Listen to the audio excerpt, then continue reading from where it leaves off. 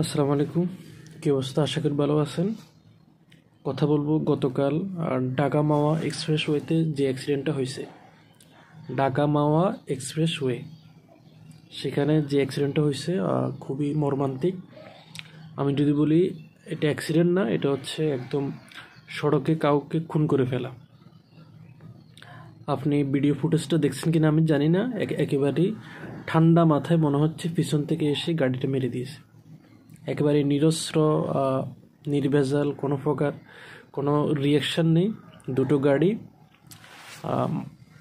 এক্সপ্রেসওয়ের যে একটা প্লাজার আছে সেখানে টোল দিচ্ছে। ঢাকা মাওয়া এক্সপ্রেসওয়েতে যে একটা প্লাজা রয়েছে, যে টোল প্লাজা রয়েছে, সেখানে টোল দিচ্ছে দুটো গাড়ি।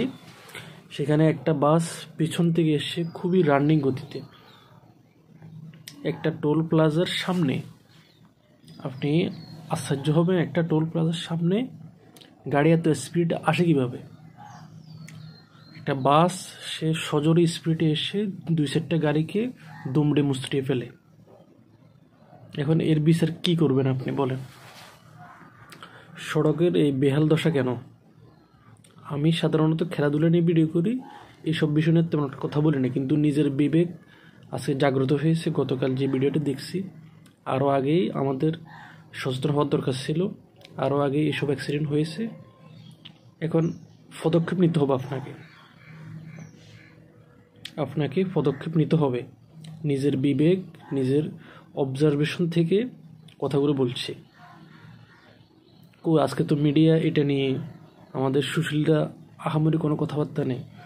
তারা বিভিন্ন জায়গায় বিভিন্ন কাজকর্ম নিয়ে ব্যস্ত, চোখে দেখছি, কথা বলে জামিলে আছে।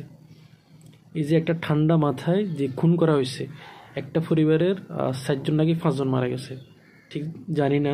আমি ভিডিও ফুটেজটা যখন দেখছি একেবারেই আমি চোখের পানি ফেলতে বাধ্য হয়েছি।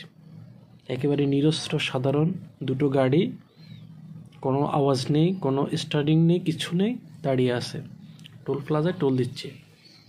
এবার ঠান্ডা মাথায় পিছন থেকে এসে একটা বাস তাদেরকে নিমিষে মেরে দিল।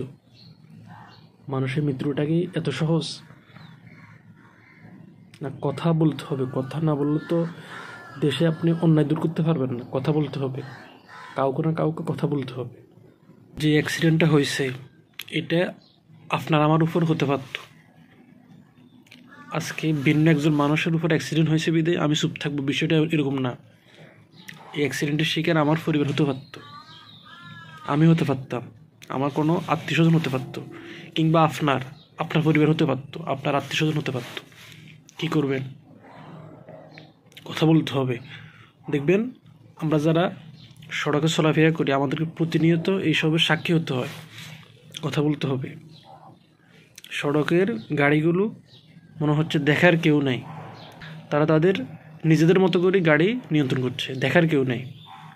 আমার পাশেই আছে সড়ক, 8-10 কিলোমিটার সড়কের মধ্যে কোনো দেখার কেউ নেই। নামমাত্র কিছু শহরে সেখানে আইনশৃঙ্খলা বাহিনীর তদারকি করা হয়, আর না হয় আপনি দেখেন বিভিন্ন থানায় সড়ক তো আছে, প্রতিটা জেলায় তো সড়ক আছে। বিভিন্ন থানায় দেখেন, বিভিন্ন জেলাতে দেখেন, বিশাল একটা অংশ দেখার কেউ নেই। নামমাত্র কিছু শহর বাদ দিলে আর বাকি অন্যান্য জায়গায় রাস্তায় দেখার কেউ নেই। এই সড়কের, এই রাস্তার গাড়িগুলোর যে বেহাল দশা, কী করবেন আপনি? কথা বলতে হবে তো, পদক্ষেপ নিতে হবে। 4 জন একই পরিবারের, কীভাবে সহ্য করতে পারবেন আপনি এগুলা?